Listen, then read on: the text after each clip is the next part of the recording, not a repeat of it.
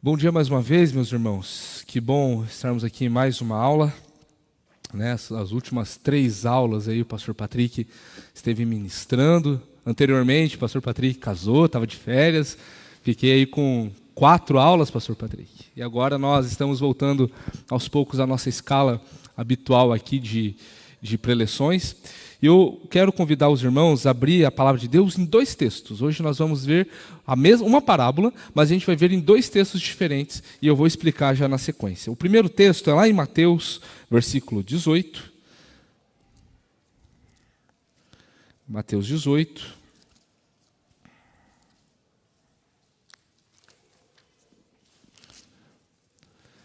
Versículos de 12 a 14.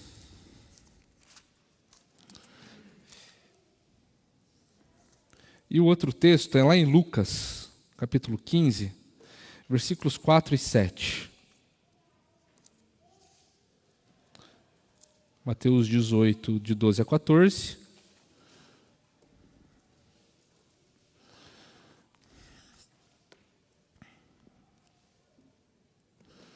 E Lucas 15,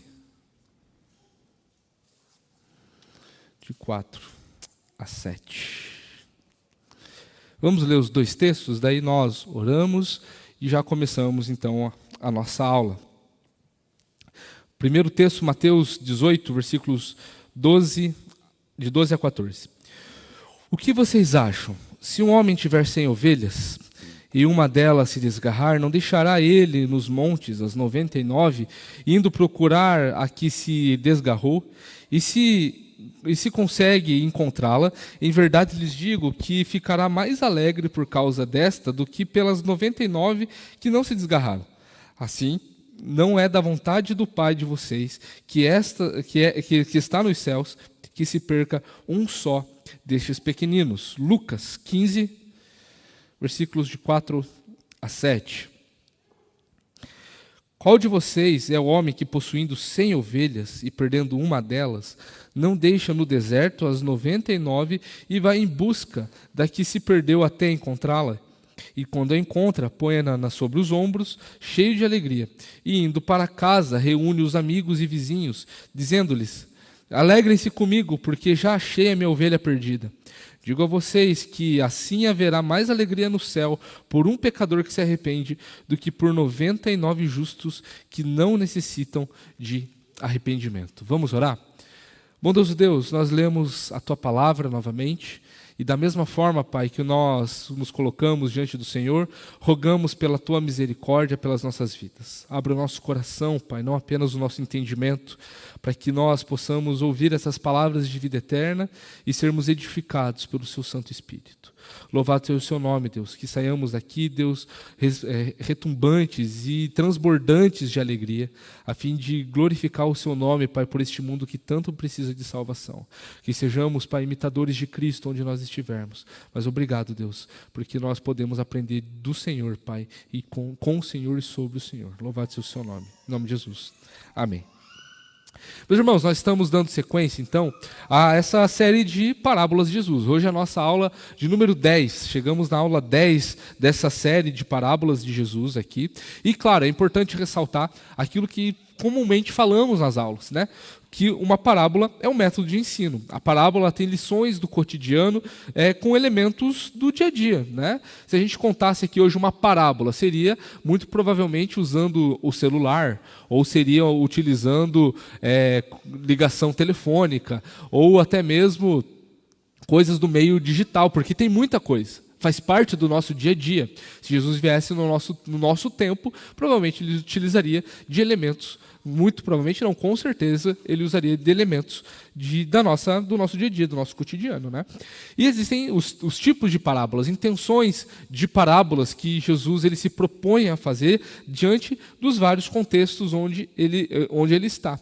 Nós já vimos lá em Mateus 13 que Jesus ele falou sobre as parábolas do reino, né? A gente viu muitas parábolas falando sobre o reino de Deus. Nós vamos encontrar, por exemplo, em Mateus 25, parábolas da volta de Jesus, né? Nós vamos ver como é o caso da ovelha perdida, parábolas que falam sobre salvação, né? Sobre arrependimento.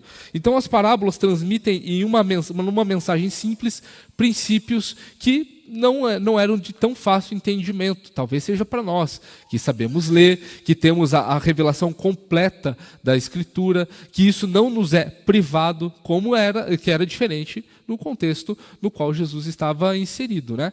Pessoas que não apenas sofriam com a opressão dos fariseus, dos escribas ali, os detentores da verdade, toda a verdade ali, né? Eram até mais sábios do que o próprio Deus, porque eles se achavam, né, assim, porque eles até confrontavam Jesus, que é Deus, né? E a maioria das pessoas não sabia ler nem escrever.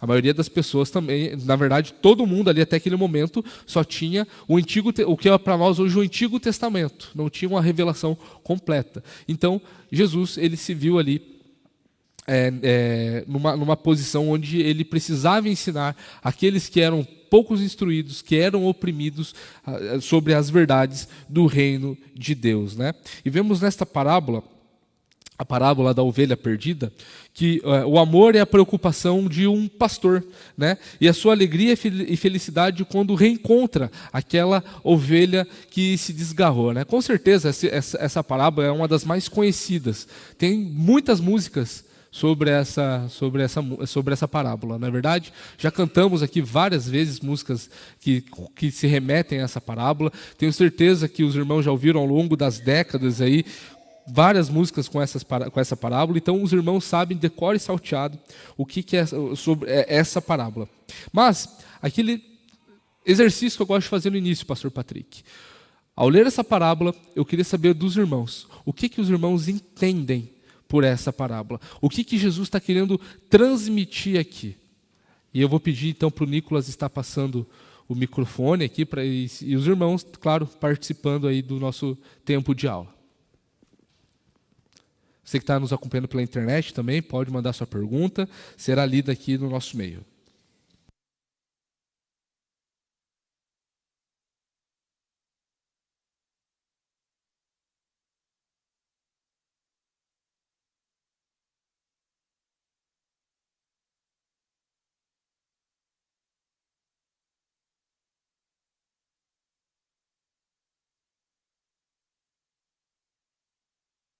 Ninguém, gente. Ninguém.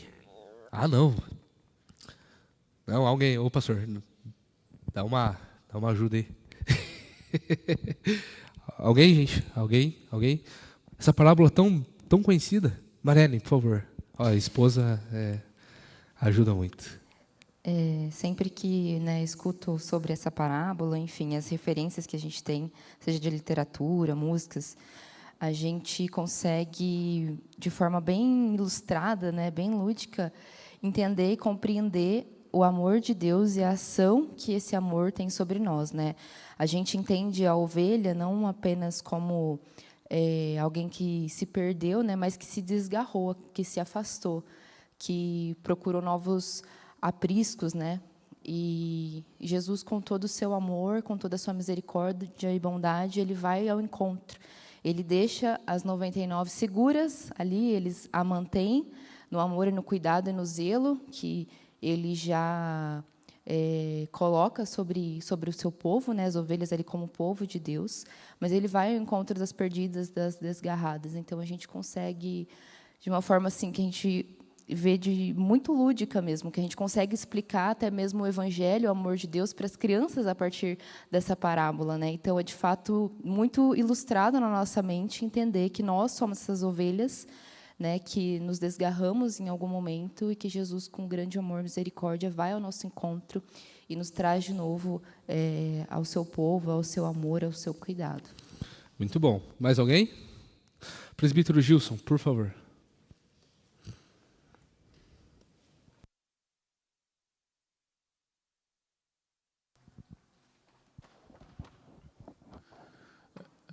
Eu creio que a gente também pode entender, né, da mesma forma que a Marielle colocou, e é de fato isso, né, mas mostra-se a importância, né, que o Pai, no caso aqui, figura de Deus Pai, né, tem para com todos aqueles que são seus, né?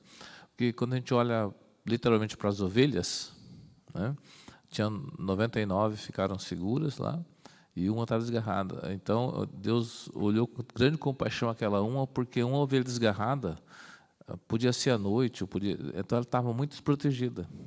Ela estava sujeita aos ataques, ela estava sujeita a morrer lá, né?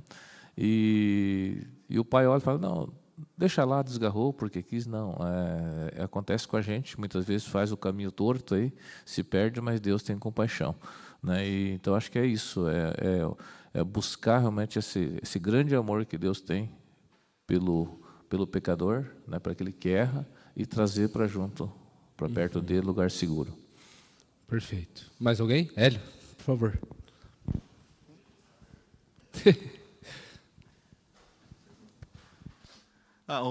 Um ponto, assim, enquanto a gente estava fazendo a leitura, que me veio à mente é a questão do reconhecimento, né? O cristão, ao longo da história, mas eu posso dizer assim, ao longo do que eu vivi, a gente encontra muita gente que busca reconhecimento por aquilo que faz. Eu participo da igreja, eu sou um crente fervoroso, mas ninguém me dá atenção, ninguém me valoriza. E esse texto vai justamente contra, né, porque mostra que o que tem mais o que tem mais valor não seria essa palavra de valor, mas aquele que deve o reconhecimento é aqueles que estão perdidos, né?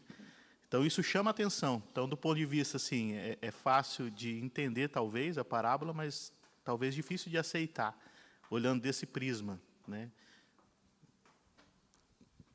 Mais alguém? Seu Elias, por favor. Sabia, gente. Vocês estavam só tímidos. Bom dia. Viu, Narciso? Eu vejo nessa parábola o cuidado especial que ele tinha com as ovelhas. Tanto que elas conheciam a voz dele porque ele conversava com elas, né? E nós sabemos que quem tem animal em casa, quem tem um cachorrinho, conversa com ele e ele entende. Ele fica olhando para você, você fica falando com ele, ele entende você. E esse pastor, ele tinha cuidado pelas ovelhas. Tanto que, de 100 ovelhas, subir uma e ele perceber que uma se desgarrou, é porque ele realmente conhecia toda a ovelha. E mais um detalhe, essa parábola dá um alerta muito grande para os pastores de hoje, né? Os pastores de hoje estão bem diferentes dos de antigamente. Os pastores de antigamente se preocupavam mais com as ovelhas. Se uma ovelha saísse da igreja, ele já percebia, opa, fulano não está vindo na igreja. O que será que está acontecendo? Vamos fazer uma visita para ele, vamos ver o que é que está acontecendo, o que é que houve que não está vindo na igreja. Então, infelizmente, eu sou obrigado a fazer essa crítica, porque hoje em dia os pastores não estão cuidando tão bem das ovelhas como deveria, como Deus está recomendando, como Cristo está mandando. Ele está dando exemplo do cuidado que os pastores devem ter com as ovelhas. Isso mesmo. Desculpe pela crítica. Não, que isso, está super certo. O pastor Patrick está aqui, eu acredito que ele nós também tivemos um pastor concorda. aqui no Tarumã, o pastor Pavlek, que muita gente deve ter ouvido falar, se não conheceu. E esse pastor, ele realmente era um pastor de ovelhas. Que se um membro não vinha na igreja um domingo, ele no domingo seguinte ele já perguntava o que houve que o irmão não veio da igreja. Estava doente, então ele estava sempre preocupado com as ovelhas. E se faltasse mais de um domingo, ele ia visitar. Ele ia saber o que estava acontecendo, se estava com algum problema. Então, essa é a função do pastor. É isso, né? Então, também, com certeza. Ele tem uma equipe, então essa equipe pode ajudar ele. Sim. Né? Porque o pastor de ovelhas, ele não cuida sozinho, ele tem mais gente que cuida com ele. Perfeito. Exatamente. Jesus, ele nos ensina a ter vários tipos de posturas, né? E até mesmo isso se aplica aos pastores hoje, né? Tipo, daqueles que foram chamados e vocacionados para cuidar do rebanho de Deus. Isso também é algo que precisamos ter em mente, obviamente, né? E é interessante esse texto, os irmãos compartilharam muito bem as perspectivas, né? Que isso que o senhor Elias falou, que tipo conhecia um pelo nome, era muito importante, porque ter 100 ovelhas naquela época não era muita coisa. Não era muita coisa. E quem nunca contou assim, aqui tem, daqui para cá deve ter uns 50, daqui para lá deve ter outros 50, então tem 100. Não era esse tipo de contagem que eram feitos, né? Era uma por uma, como nos lembrou nosso irmão aqui, a ponto de perceber que estava faltando uma, que estava com uma manchinha, ou que tinha uma pata quebrada ali, mais manca, ou que tinha uma orelha menor que a outra, né? Mas o fato, olha só, a gente fala muito sobre, a gente trata como algo muito bonitinho esse negócio de, nossa, somos a ovelhinha de Jesus. Mas quando Jesus ele se utiliza, e isso também no Antigo Testamento é muito utilizado, né? Que quando o povo de Deus é comparado a ovelhas, isso no contexto judaico, isso não era algo necessariamente assim tão agradável de se ouvir. Soava até mesmo como um tipo de ofensa. Porque eu não sei quais os irmãos aqui já tiveram contato com o animal, a ovelha. Mas é um animal extremamente dependente. É um animal que assim não tem percepção do espaço onde está. É um animal que, se der qualquer susto, o bicho já entra em parafuso. Né? É um animal extremamente dependente. Ele precisa estar sendo ali toda hora arrebanhado, sendo trazido para perto de outras ovelhas. Né? Então, quando Jesus ele nos compara isso a ovelhas que são animais que são dependentes, que não tomam decisões muito sábias, né? Porque se desgarra. A ovelha que se desgarra, provavelmente, é a ovelha que tem um pastinho ali, mas mais para frente tem outro pastinho, aí de repente já está longe. Aí chega de noite, já se perdeu, ou chega um animal, um predador, né? Então ela não consegue nem se defender. É uma presa muito fácil também. Então, quando Jesus ele nos compara a ovelhas, nós precisamos entender que nós somos extremamente e estritamente dependentes. Se nós somos ovelhas do Senhor, nós somos então dependentes do Senhor, né? Então, esse relato aqui que nós encontramos tanto em Mateus como em Lucas, e a gente já vai ver o porquê que nós lemos nessas duas parábolas, essa parábola nesses dois contextos, nós percebemos que tem variações e tem intenções que Jesus está nos falando. Então é bem possível que Jesus tenha contado essa mesma parábola em duas vezes, pelo menos, em ocasiões diferentes. Nós vamos ver daqui a pouco o contexto de Mateus e de Lucas, mas isso é muito importante ressaltar, e essa informação ela é muito pertinente e faz muito sentido, porque, como falei mais cedo, a população ali não era alfabetizada.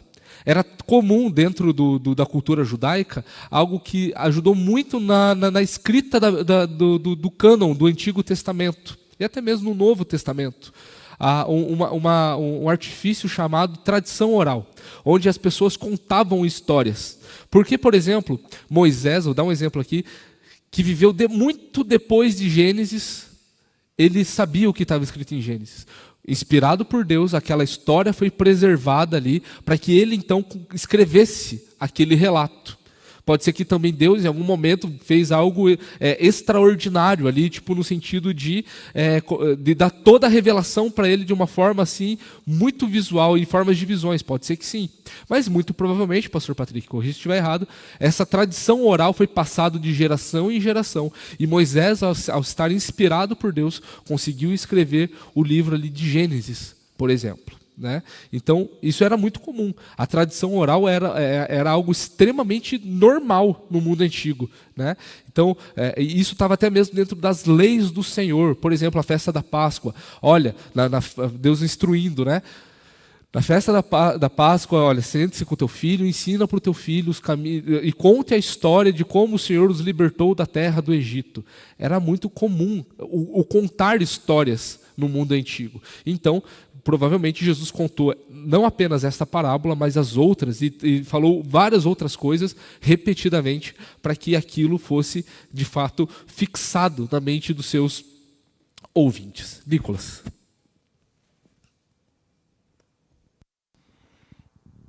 Eu acho que, como o Narciso já mencionou agora, talvez as duas parábolas não tenham a mesma intenção, né? Apesar de elas terem elementos semelhantes, né? Os mesmos elementos, Mateus e Lucas devem estar falando de momentos diferentes em que Jesus tratou as parábolas. Com certeza. Quero lembrar que o pastor Patrick trouxe na semana passada o texto que está bem próximo, né? Foi em Lucas 16, se eu não me engano. Exato. E aqui em Lucas 15 está no mesmo contexto. Jesus está tratando com seus discípulos em um momento onde que no meio deles tem tanto os publicanos e os fariseus. Exato. A gente já vai ver exatamente isso. É bem importante isso, porque no contexto de Mateus, Jesus está apenas com seus discípulos. E no contexto de Lucas, de fato, Jesus não está apenas com seus discípulos, está com publicanos e pecadores, a gente já vai ver isso lá em Lucas 15, mas também está debatendo com fariseus. Jesus está numa conversa com fariseus ali, né? Então, muito provavelmente, essa parábola, ela são dois momentos diferentes que foram registrados aqui. Um em Mateus e um em Lucas, né? Mas em ambos os relatos, Jesus ele começa com uma pergunta retórica, né? O versículo 12 ali, ó, o que vocês acham? Se um homem tivesse 100 ovelhas, Mateus 18, né? Tivessem ovelhas, e um delas se desgarrar, não deixará ele nos montes as 99, indo procurar a que se desgarrou? Tipo, uma pergunta retórica. A resposta é obviamente sim. Né? Óbvio que o pastor de ovelhas vai fazer isso. Né? E lá em Lucas 15, versículo 4, vai falar: qual de vocês é um homem que, possuindo 100 ovelhas e perdendo uma delas, não deixa no deserto, olha só, os lugares. Uma é nos montes e a outra no deserto. 2 lugares muito comuns para deixar em segurança as ovelhas. Né? E qual de vocês é um homem que, possuindo 100 ovelhas, perdendo uma delas, não deixa no deserto as 99 e vai em busca da que se perdeu até encontrá-las? Então a gente vê aqui a mesma pergunta em 2 momentos provavelmente diferentes, 2 perguntas retóricas, cuja resposta é tipo, qualquer um faz, qualquer um vai atrás, qualquer pastor que se preze vai atrás dessas ovelhas, né? E alguém que possuísse 100 ovelhas não era um homem, como eu falei mais cedo, que tinha muitas posses. Não era comum um rebanho de uma pessoa assim que tinha um certo status na sociedade ter apenas 100 ovelhas. Então Jesus está falando ali com pessoas também mais simples, com poucos recursos. Então o pastor que tomava conta desse rebanho, como disse o seu Elias, conhecia as ovelhas pelo nome e a contava todas. Fazia parte do trabalho do pastor, contar todas, no começo e no final do dia, né? E colocar em um aprisco que dá ali segurança. Né? Embora a parábola ela diga apenas que o pastor deixou as 99, não menciona que as deixou desprotegidas. Né? O deserto era um lugar onde não tinha... tinha uma certa pastagem, existiam algumas ervas ali no deserto, mas não era um lugar que tinham predadores, por exemplo, né? Muitos predadores. E os montes, a mesma coisa, os montes ali era um tipo de lugar que já escondia as ovelhas, tanto de ladrões quanto de outros animais. Né? Embora a parábola ela diga apenas que isso aconteceu, e não quer dizer então que Deus ali, como disse aqui o nosso irmão, que Deus deixa desprotegido aqueles que permaneceram no rebanho, muito pelo contrário. Né?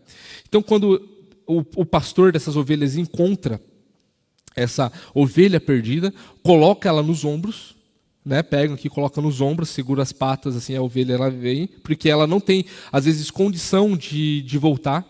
Às vezes é um caminho muito longo, a ovelha não sobreviveria se ela andasse, ou muito provavelmente ela estava machucada, porque, como eu falei mais cedo, a ovelha ela vai vendo um matinho e vai indo. Não se preocupa se vai se arrebentar. E às vezes a ovelha fazendo isso, ela se arrebenta. Então o pastor de ovelhas pega, coloca no ombro e caminha de volta o mais depressa possível para as outras que estão ali guardadas, né, que estão ali seguras. Então logo o pastor, a ovelha e o rebanho estão juntos de novo, estão ali tranquilamente vivendo novamente. E a história ela tem o seu clímax ali, quando com a alegria que toma conta daquele pastor. A gente vê que em Mateus 18, versículo 13, a gente vê que o pastor ele se enche de alegria, né? E depois que ele volta para perto das 99 que não estavam desgarradas. Mas lá no texto de Lucas 15, versículo 6, vai falar que não apenas esse homem estava cheio de alegria, no versículo 5, e no versículo 6 fala que ele faz uma festa. Ele reúne os amigos e faz uma festa para se alegrar ali, né, com seus vizinhos, seus amigos e tudo mais. E o motivo da festa: achei a minha ovelha. Imagina uma festa assim, uma festa temática, achei a minha ovelha. Que engraçado que seria nossos tempos hoje. Mas é claro, Jesus está contando uma parábola, a fim de que ele ensine princípios do reino, a fim de que ele mostre também o caráter de Deus nisso, falando que ele se alegra quando uma ovelha que estava perdida não está mais perdida. Ela está de novo ao lugar onde ela tem então pertencimento, segurança, onde ela não é mais um animal indefeso, que pode morrer ou como pode morrer não vai fazer diferença. Não, aquela ovelha perdida tem grande valor. Chama pelo nome, conhece, sabe como aquele pastor conhece aquela ovelha ali. E é isso que Jesus está falando, que Deus ele se preocupa com as pessoas, conhecem as pessoas, que ele conhece as pessoas, sabe que essas ovelhas elas têm valor. Eu e você temos valor, meu irmão. Se você um dia querer se afastar dos caminhos do Senhor, Ele vai te trazer. E às vezes Ele vai até mesmo, como uma das práticas que eram comuns naquele contexto de pastoreio, vai te trazer pelo pescoço, pelo cajado. Vai te deixar às vezes desconfortável. Pode ser que sim, pode ser que não. Mas Ele vai fazer isso porque Ele te ama, vai te trazer de novo porque Ele te ama. Isso eu não estou falando num contexto apenas, tipo, hipoteticamente falando, de desviamento da fé. Não é isso. Às vezes, como nós vimos na devocional mais cedo, de não ouvir, não querer a vontade de Deus, Deus às vezes te traz para o centro da vontade dele de novo, de uma forma que não vai te agradar. Por isso que é sempre bom estarmos perto do Senhor. Não nos deixarmos, nos seduzirmos por matinhos que nós encontramos na beira do caminho e nos desgarremos para longe do nosso bom pastor, né? Então, a gente vê que os relatos de Mateus e Lucas, eles diferem ali nas narrativas, e também nós podemos perceber que existem aplicações diferentes nesses contextos. E a gente vai ver um pouquinho como que tá esses contextos aqui apresentados, né? Em Mateus 18, a gente vê ali que no versículo de 1 a 3, a gente pode até dar uma olhada ali como que começa. Começa assim, versículo de 1 a 3, Mateus 18. Naquela hora, os discípulos se aproximaram de Jesus e perguntaram: quem é o maior do reino dos céus? E Jesus chamou uma criança, colocando no meio deles e disse: em verdade lhes digo, se vocês não se converterem e não se tornarem como crianças, de maneira nenhuma entrarão no reino dos céus. Na sequência, a gente vê que Jesus ele prosseguiu advertindo sobre esses pequeninos tropeçarem. A gente vai ver ali a partir do versículo 6 sobre o escândalo que seria esses pequeninos tropeçando na fé, né? Então, os discípulos estavam aprendendo de Jesus que deveriam receber aquela criança, não no sentido de que aquela criança, assim, pelo fato dela ser criança, aquilo ali era um motivo para que ela fosse uma pessoa salva. Mas Jesus estava falando sobre o coração, o se portar ali, não de uma forma imatura, mas de uma fé genuína, uma fé dedicada, uma fé que ele não vê empecilhos para obedecer. E Jesus estava utilizando ali o exemplo com aquela criança, de que os discípulos deveriam ter uma fé genuína, uma fé pura, uma fé santa ali diante da forma como eles deveriam viver, né? Então, a gente vê ali do versículo 6, como eu falei, mas agora há pouco, sobre o tropeço, sobre a consequência de fazer com que os pequeninos ali tropecem e também a consequência de desprezá-los, né? Ou seja, não é para fazer isso. E no contexto a expressão se refere às crianças, levando em conta uma demonstração visual que Jesus está fazendo ali, pegando uma criança, trazendo no meio e ensinando algo para os discípulos. No entanto, quando Jesus ele se refere a pequeninos, está se referindo àquele num sentido espiritual, num sentido onde Jesus está falando que a fé ela se mantém na simplicidade, numa fé ali tranquila, uma fé assim que a gente deve viver honrando, obedecendo, uma fé que a gente não precisa de mais nada a não ser viver a vontade de Deus. E nisso, na sequência, a gente vai ver isso depois dos tropeços, Jesus ele fala sobre a parábola da ovelha perdida, né? E Jesus aqui então ele conta a história desse pastor que vigia suas ovelhas e até mesmo sai à procura daquela que se extravia, daquela que vai embora, daquela que se perde. Assim Deus cuida também daqueles que acreditam nele, especialmente ainda aqueles que são ainda crianças na fé, aqueles que ainda não têm a maturidade na fé ali, né?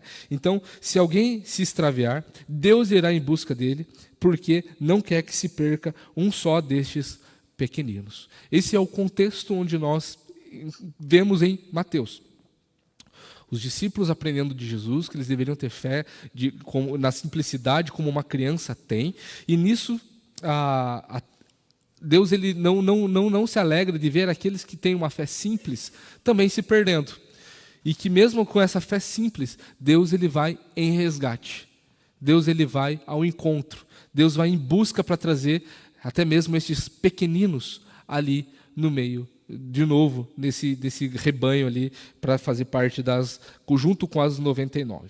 Mas, no contexto de Lucas, nós vemos que Jesus ele foi cercado de publicanos e pecadores, né, que tinham vindo para ouvir Jesus. E, vou fazer um exercício aqui, surpresa, pastor Patrick. O que é um publicano mesmo? O que é um publicano? Publicano, o que é um publicano? O quê? Cobrador de impostos, mas só isso? É um cobrador de impostos, é um publicano. Do império. Tem mais uma qualidade ainda para os publicanos serem tão desprezados. Tem mais uma característica deles. Eram judeus. Eles eram judeus. Eles eram um povo, eles faziam parte do povo oprimido e eles eram contratados pelo opressor para cobrar impostos do povo oprimido, né? Então eles eram pessoas ali que não eram bem vistas pela sociedade, ainda mais pelos fariseus, ainda mais pelos escribas ali que estavam juntos, né? Então eles eram coletores de impostos judeus e empregados pelo governo romano, e o povo então os consideravam traidores. Eles eram pessoas assim que eram a escória da sociedade ali, juntamente com os pecadores, né, com as prostitutas, com os leprosos, estavam juntos ali, tudo na mesma leva, segundo a percepção da sociedade naquele momento. E os fariseus e os escribas, eles se escandalizaram com isso, com o fato de Jesus estar conversando com publicanos e pecadores. Olha só o que diz lá no capítulo 15, versículos 1 e 2. Aproximando-se de Jesus, lá em Lucas, né? Aproximando-se de Jesus, todos os publicanos e pecadores para ouvir. Aproximavam-se, melhor dizendo. Os fariseus e os escribas murmuravam, dizendo: esse recebe pecadores e come com eles. Então a gente vê que os escribas estavam ali escandalizados pelo fato de Jesus estarem com pessoas que não eram dignas de salvação, segundo a percepção que esses escribas e fariseus tinham aqui, né? Então, cercado por aquelas pessoas que ainda não eram crianças no espírito, vamos trazer dessa forma, que eram crianças na fé ainda, que tinham aquela fé simples, que é o simples fato de desejar ouvir Jesus. Jesus estava falando com essas pessoas que eram de fé simples. Jesus então conta nesse contexto a parábola da ovelha perdida. Então a gente vê um outro contexto aqui. Um outro momento em que Jesus está contando essa mesma história que provavelmente ele já contou anteriormente. E Jesus ele faz uma conclusão impactante ali no versículo 7. Digo a vocês que assim haverá mais alegria no céu por um pecador que se arrepende do que por 99 justos que não necessitam de arrependimento. Como a gente viu lá na parábola, quando Jesus, dos odres, né? E da roupa com remendo, o contexto onde Jesus ele chama Mateus para fazer parte dos 12, a gente vê que Jesus ele é confrontado pelos fariseus e pelos escribas, também num outro momento, e Jesus ele fala assim, olha, Quem está bom de saúde não precisa de médico. Eu vim aqui para falar com pecadores e não com justos. O problema lembra, pastor Patrick, foi o senhor que deu essa aula. Não existe justo. Todo mundo é pecador, miserável. Todo mundo precisa da graça de Deus. Não há um sequer, como diz Romanos 3. Não há um justo sequer. Né? Então, Jesus ele está novamente aqui falando sobre a alegria que existe, uma percepção agora celestial, de que existe mais alegria quando um pecador se arrepende do que 99 justos que não necessitam de arrependimento. Jesus está falando sobre uma percepção que não existe aqui. Não existem justos que não necessitam de arrependimento. Só que Jesus está falando isso para aqueles fariseus, porque na percepção deles, eles acreditavam que eles eram justos que não precisavam de arrependimento. Né? Então, volto a dizer aquilo que está escrito em Mateus 13, o motivo pelo qual Jesus ele conta por meio de parábolas, para que de uma forma simples aqueles que se acham instruídos não possam ouvir. Para que aquilo que é pregado, então, agora, para que os pobres, os necessitados venham e escutem aquilo que Jesus fala, e então eles venham a crer na mensagem do reino de Deus.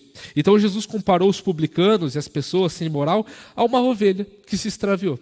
Pessoas que, de fato, Jesus ele em nenhum momento enaltece o fato de um publicano, um judeu, de ser contratado pelo Império Romano e isso ser algo muito bom, algo muito virtuoso. Jesus nunca tratou isso de uma forma válida. Claro que não. Né?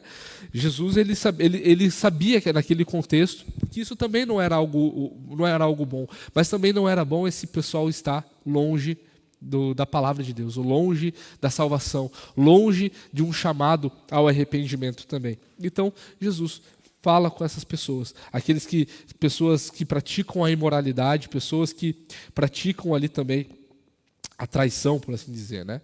E essas pessoas, elas pertenciam à mesma classe, como eu falei aqui, dos outros marginalizados que tinham naquele contexto de Israel. Então, um judeu ele não deveria ter qualquer contato com essas pessoas. Estava previsto isso daí dentro da moralidade judaica da época.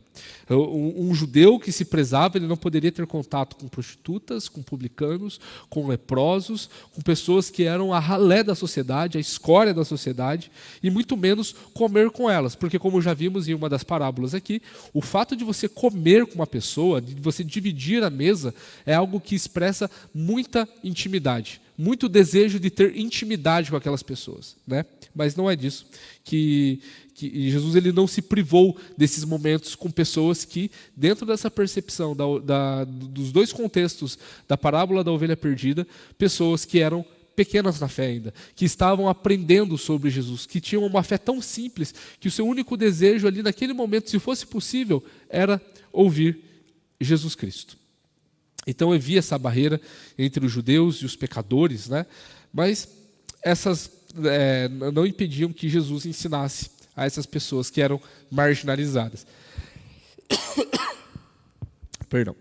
Então, Jesus ele traz essas pessoas para perto dele, né? E como nós vimos aqui alguns dos irmãos falando, nós precisamos ter essa postura de Jesus. Nós precisamos ter essa postura de Jesus. Nós não podemos achar que a nossa fé ela é gnóstica, ou seja, a nossa fé, quanto mais fé você tem, mais você sabe sobre Bíblia, mais você sabe sobre as coisas que acontecem na igreja. A nossa fé ela não é assim, ela não pode ser vivida assim. A nossa fé ela precisa ser vivida de uma forma simples, ao ponto de que nós obedeçamos à voz de Deus e para nós isso é mais do que suficiente. A nossa fé ela também precisa ser vivida de uma forma na simplicidade, ao ponto de que a gente precisa apenas desejar ouvir a voz de Deus, apenas aprender de Jesus. E isso não pode ser excluído, isso não pode ser privado. Embora o reino de Deus seja exclusivo para os filhos de Deus, o chamado para o Evangelho, a pregação do Evangelho, não é algo exclusivo, é algo inclusivo. E eu sei que essa palavra é muito mal usada hoje. Essa palavra inclusiva é muito mal usada. Mas a gente vê que Jesus, ele trata e ele transmite o Evangelho, a mensagem de salvação, uma mensagem de esperança a todo mundo. independente de quem seja. Você pode ser homem, pode ser mulher, pode ser alto, pode ser magro, pode ser atleticano, você pode ser o que você quiser. Jesus, ele vai cuidar de você. Jesus, ele quer ter comunhão com você. Jesus quer sentar na sua mesa. Jesus quer trocar ideia contigo. Jesus quer ouvir qual que é a sua dor. Jesus, ele te ouve. Ele te inclui. Ele te chama. Você que é uma ovelha perdida, ele vem ao seu resgate. Ele vem e se você se fascinou por pequenos matinhos ao longo da jornada, se machucou pelos caminhos pedregosos que uma ovelha às vezes enfrenta, Jesus, ele vai ao seu encontro, te traz no colo, te traz nos ombros e te traz para uma nova comunidade, uma nova forma de vida, uma vida que não pode ser desprezada, uma vida que te traz segurança, uma vida que te traz muitas alegrias e que mesmo nas tristezas você consegue ficar feliz porque você tem um bom pastor cuidando de você. A mensagem do Evangelho é uma mensagem de graça. Jesus está genuinamente interessado na salvação dos pecadores, daqueles que nós muitas vezes não tratamos como pecadores. Talvez aquele teu colega de trabalho, esse cara não tem salvação mesmo, é muito ímpio para mim. Para mim, ele não tem salvação, não tem chance. Ele tem. Mas o meu familiar lá, olha, já orei muito por ele. Não quer saber, quer ficar na bebida, ele quer ficar na vida de libertina dele. Não tem jeito, não tem jeito. Tem sim. Continue firme, continue pregando o Evangelho, continue comunicando como Jesus comunica isso, de uma forma graciosa, não vendo a quem. Vendo ali apenas pessoas que precisam da sua graça, pessoas que precisam de arrependimento, pessoas que ele chama para serem justas agora, para que sejam declarados justos diante do Senhor. E como um pastor, ele vai à procura do homem que é incapaz de fazer qualquer coisa a si mesmo, que é incapaz de se salvar. E Deus vai em busca desse homem, não o homem vai em busca de Deus. Isso é um grande diferencial da nossa fé. A gente vai ver que ao longo de toda a história, a gente vai ver ao longo de todas as religiões, inclusive as atuais, o homem vai em direção à divindade. Mas não é isso que nós encontramos na Bíblia. Nós sabemos que a fé cristã ela é a única fé verdadeira porque nós vemos um Deus que se relaciona e que vem ao nosso encontro. E nós precisamos, de fato, ao crermos em Jesus, precisamos perceber que nós somos dependentes exclusivamente e estritamente do nosso Deus. Deus encontra o homem que está perdido no pecado. Sabe aquele publicano, aquele pecador que é narrado em Lucas 15? Sou eu e sou você, meu irmão. Se Jesus não tivesse ido ao nosso encontro, nós não conseguiríamos ter uma vida com o Senhor. Sabe esse publicano e esse pecador? É o seu parente, é o seu amigo, é a pessoa que você gosta de se relacionar no seu trabalho. Se Jesus ele fez isso na sua vida, ele vai continuar fazendo. Porque a nossa fé ela não se limita a nós. A nossa fé ela não se limita ao fato de nós acharmos que nós estamos confortáveis e podemos viver bem agora. Não, Jesus ele nos dá uma missão. E quando o pecador é encontrado, aí, beleza, chega aqui, fica nós, não saia. Não é assim. Nós não encontramos isso no relato da parábola da ovelha perdida. A gente vê que o resultado disso é alegria. Alegria nos céus. Quando o pecador se arrepende, a Bíblia nos fala aqui no versículo 7 de Lucas 15, que existe festa no céu. Existe alegria no céu quando o pecador se arrepende. E às vezes a nossa falta de percepção, de pregação do Evangelho, de chamar pecadores ao arrependimento, está alienado dessa realidade que acontece no mundo espiritual. Existe festa no céu quando um pecador se arrepende. E nós precisamos fazer disso uma motivação nas nossas vidas. Nós precisamos perceber que o Evangelho é algo que vem para conquistar e algo que vem para convencer o mundo. E nós precisamos entender que não é pela nossa força, não é pelas nossas capacidades, mas pelo o agir de Deus, o agir voluntário de um pastor que guarda as 99 e voluntariamente vai em direção àquela que está perdida. E nós podemos, de fato, confiar no Senhor, porque Ele é conosco. Ele não deixou a gente desgarrado. Ele não se deixou de se preocupar com a gente. Mas Ele também não deixou de se preocupar com aquele que está perdido hoje. Por isso, lembre, meu irmão, de orar bastante. E continuar orando bastante por aquele que você acredita que precisa da salvação em Jesus. Porque eu quero que exista muita festa no céu. Porque o céu, pastor Patrick, os nossos irmãos estão lá, que estão lá com Jesus na glória, estão festejando com o Senhor porque venceram, combateram o bom combate, persuadiram na fé, completaram a carreira. Eles estiveram ali, viveram a vida com Jesus e hoje estão com o Senhor e com certeza eles estão alegres. Quando nós olhamos um pecador se arrependendo, nós precisamos entender que existe um abalo, não apenas no coração daquele indivíduo que se arrepende, mas existe impacto, efeitos celestiais. O reino das trevas odeia quando um pecador se arrepende e existe festa, alegria no céu quando um pecador se arrepende. Esse é o efeito que acontece na realidade, entre as dimensões, por assim dizer, onde existe alguém que precisa de salvação e esse alguém, quando se arrepende, impacta o mundo espiritual. E, naturalmente, há alegria por aquele que faz a vontade de Deus também. Mas quando um pecador volta para Deus, em arrependimento e fé, também nós precisamos nos alegrar. Por isso que nós precisamos nos preocupar mais com aqueles com quem nós estamos evangelizando também. Não apenas próximo, evangelizei, aceitou? Próximo, que nem fosse um guichê de uma estatal, né? Que é assim, próximo, vai passando as pessoas. Não é assim. Um filho de Deus que está perdido foi achado. Esse deve ser a nossa alegria. Porque você é um filho de Deus que um dia foi achado. Você é alegre com a sua salvação? Você é feliz com a sua salvação? Cara, teu desejo tem que ser que outras pessoas sejam felizes que nem você é. Você precisa ser cada vez mais feliz com o Senhor Jesus.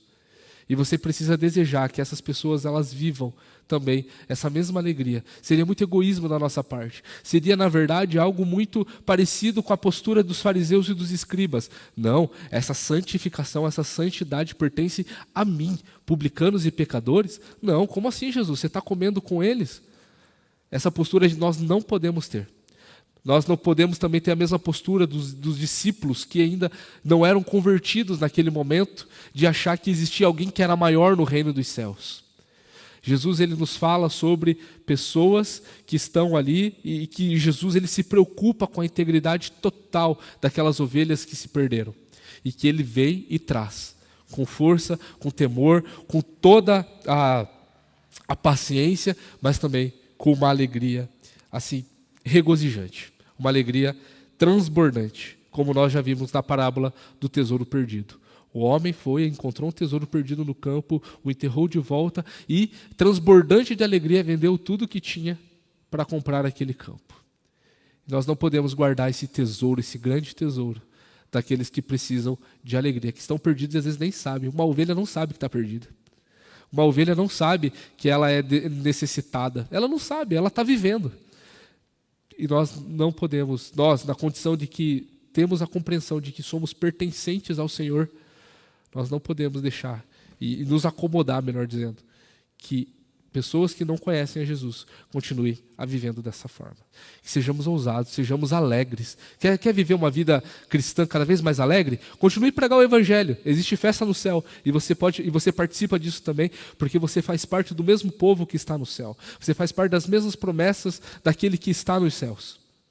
Nós precisamos nutrir a nossa felicidade também, indo ao encontro, junto com Jesus, a essas ovelhas que estão perdidas. Amém? Pode falar. Tem o Aquias, também tem do César ali.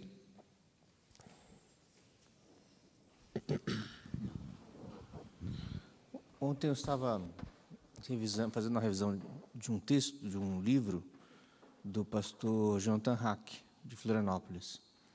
E num dos trechos ele diz o seguinte, você estava comentando sobre evangelização pura e simples. Ele diz o seguinte, a salvação não é a meta final. É importante enfatizarmos esse ensino por causa da realidade evangélica brasileira. Hoje em dia, muitos grupos cristãos enfatizam apenas a necessidade de salvação em Cristo Jesus, mas não instruem as pessoas de que a reconciliação alcançada por Jesus entre nós e o Criador é apenas o começo da nossa caminhada. Ou melhor ainda, o recomeço. Em outras palavras, essas igrejas evangélicas focam só na salvação dos perdidos, colocando todas as suas energias em programas de evangelização e missões, como se o propósito de Deus fosse apenas o de redimir o homem. Contudo, elas esquecem de dar comida aos bebês espirituais que precisam crescer em direção ao alvo. São fracas na palavra e na sã doutrina e não valorizam o estudo e a correlata prática cristã. Perfeito, né? Esse nutrir aí se chama discipulado. Andar com a pessoa, viver a realidade dela, ir na casa dela, conversar com ela, chamar para o almoço, continuar a manter, a nutrir essa salvação, a desenvolver a salvação com temor e tremor. É esse termo que nós encontramos na Bíblia, né? A desenvolver a salvação. E nós, como crentes mais maduros, que precisam, ou melhor dizendo, crentes que estão se desenvolvendo e também na fé, precisam nutrir e estar junto com essas que são pequeninos, sem gerar escândalo, né? Sem fazer com que eles tropecem. Como que os novos na fé vão saber o que é tropeço e o que não é? Através de um discipulado, através de relacionamento. Jesus estava com publicanos e pecadores num contexto de comunhão em mesa. Estava ali conversando. E os banquetes naquele mundo antigo, pastor Patrick, duravam horas. E às vezes uma conversa que a gente pode ter na nossa casa pode durar horas. Quantas vezes já não chamei amigos para falar sobre Jesus ali em casa, e a gente passou a madrugada falando sobre as coisas de Deus. É muito bom isso. É muito bom. A tua fé é desenvolvida junto com isso. Né? E isso, infelizmente, eu também tenho percebido isso. A gente tem negligenciado muito o discipulado, o acompanhar, o estar junto com pessoas que estão sendo desenvolvidas na fé. Precisamos também ter esse zelo na nossa prática de evangelização. Muito bem colocado aqui. Obrigado. Não, fazendo ali uma relação dos dois textos, né, como você colocou, e até o Nicolas colocou bem ali, que existe uma aplicação diferente entre os dois, eu vejo da seguinte forma: quando Mateus está conversando ali com os discípulos, e eles perguntam quem que seria o maior, né, o que seria mais importante, e Jesus coloca essa parábola da ovelha, ele quer mostrar também para os discípulos a importância de vivenciar a dádiva que eles estão recebendo ali de Deus, da presença de Deus, e essa ovelha, quando ela é encontrada também, a alegria que ela tem de voltar para aprisco, encontrar a segurança ali que ela tem. Quando o Lucas está falando com os publicanos, eu acho que a mensagem seria a parábola seguinte que Mateus coloca ali, do filho rebelde que abandonou tudo, largou tudo, né, gastou tudo aquilo que ele tinha recebido do pai, e aí quando ele vê que ele não tem nada, que ele volta, o pai dá uma festa, dá tudo que ele tinha de bom, e o filho que ficou reclama. É a questão dos fariseus, que eu vejo dessa forma, né? Os fariseus estão reclamando uma coisa que eles achavam que era de direito deles, assim como o filho que ficou. Com certeza. E Jesus coloca essa parábola. Não sei se eu estou errado. Não, você falou do Mateus, mas é em Lucas, né? Que Jesus ele continua a contar. E realmente é o mesmo contexto. Jesus ele vai contar outras parábolas aqui, né? A próxima é da dracma perdida e depois é do filho pródigo, né? A grande parábola que todo mundo conhece, a parábola do filho pródigo, né? Mas enfim, mas é bem isso mesmo, né? Precisa ter essa alegria, ela precisa ser é uma via, não é que precisa, é uma via de mão dupla. Jesus ele fala que existe festa no céu quando o pecador se arrepende. E quando um pecador se arrepende, ele fica feliz por isso. É uma alegria, e isso abala o mundo espiritual. Percebem isso? O Jesus falando através de uma parábola que quando um pecador se arrepende, o mundo espiritual é afetado. Não é algo relacionado apenas a esta realidade. E nós precisamos perceber a seriedade que é isso. De como que a intenção que Satanás tem de manter presas e perdidas as pessoas.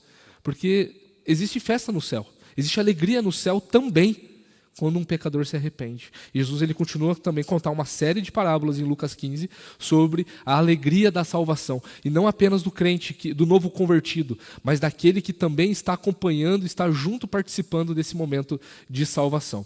Mais alguém, gente? Aqui,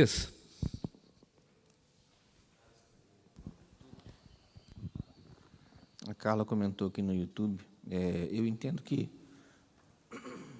eu acho que ela está se referindo à tua pergunta inicial, de a que se referem os dois textos, né? Uhum. Eu entendo que é sobre o cuidado e amor de Deus sobre nós pecadores.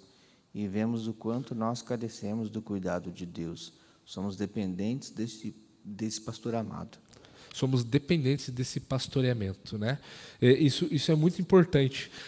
Às vezes eu sei, irmãos, que fica batido falar dessas verdades. Mas isso precisa entrar no nosso coração. Nós somos dependentes do pastoreio de Deus. Nós precisamos, se Deus ele não nos guarda, por exemplo, como a gente viu na parábola, se as ovelhas não são guardadas, isso é importante na história.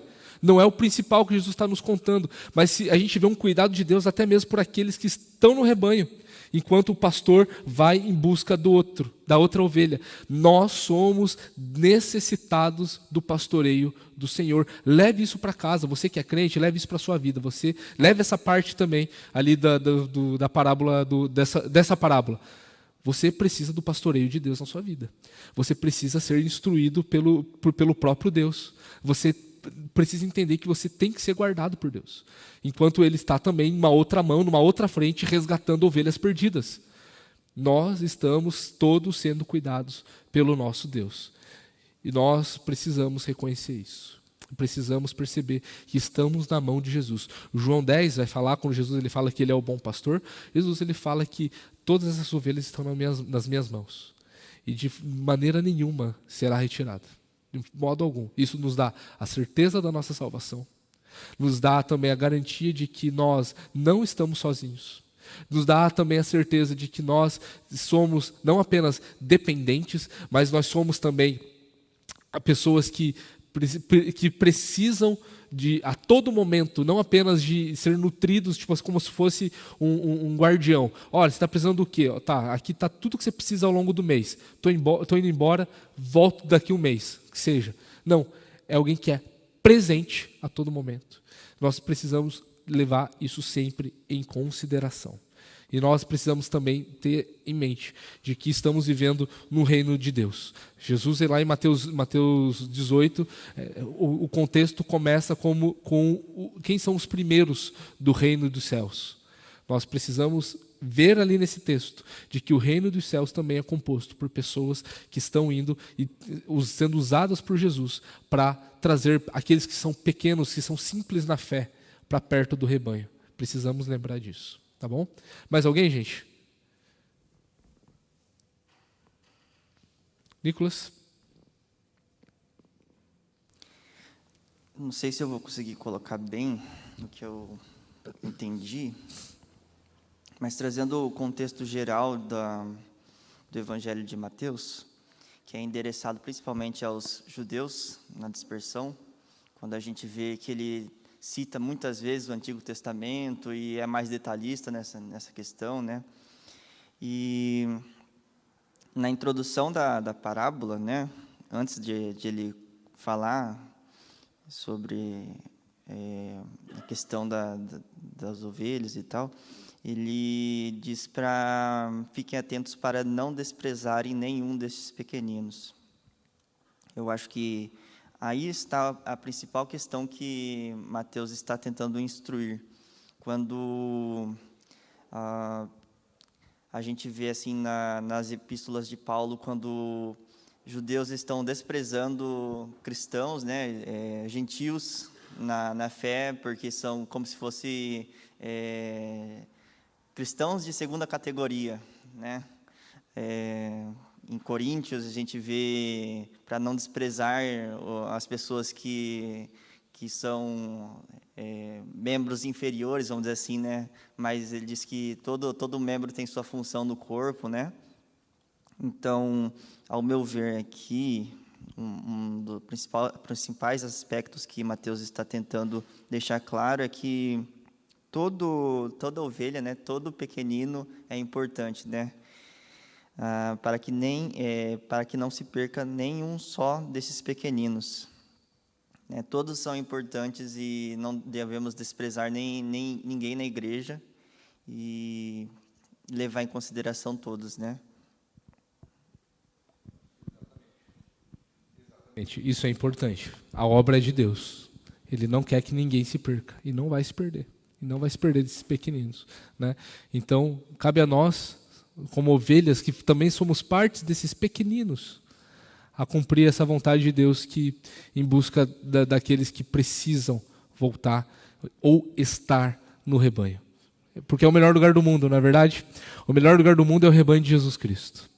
Eu incentivo você a cada vez mais a amar o rebanho de Jesus, ao ponto de não apenas você participar dele, mas ao ponto de chamar mais gente para participar dele, junto com você, para que essa alegria seja completa. Não apenas a sua alegria de ser salvo, mas de ver seus amigos, seus parentes sendo salvos e essa mesma alegria sendo compartilhada no céu. Parou para pensar nisso? É uma alegria conjunta, uma alegria que transcende espaço-tempo, pastor Patrick, que transcende tudo isso. É uma alegria metafísica, uma alegria que foge da nossa realidade de tão grande que é. Não deixemos de evangelizar, não deixemos de falar com aqueles que estão perdidos. Continue firme, continue orando, continue discipulando, como nós vimos aqui. Continue perto daqueles que precisam ouvir também uma mensagem nova, de uma boa notícia. Continue falando de Jesus a todo mundo. Vamos orar? Queria pedir para o pastor Patrick nos conduzir nesse tempo de oração, para encerrarmos, louvarmos a Deus por esse momento e para nos despedirmos em paz.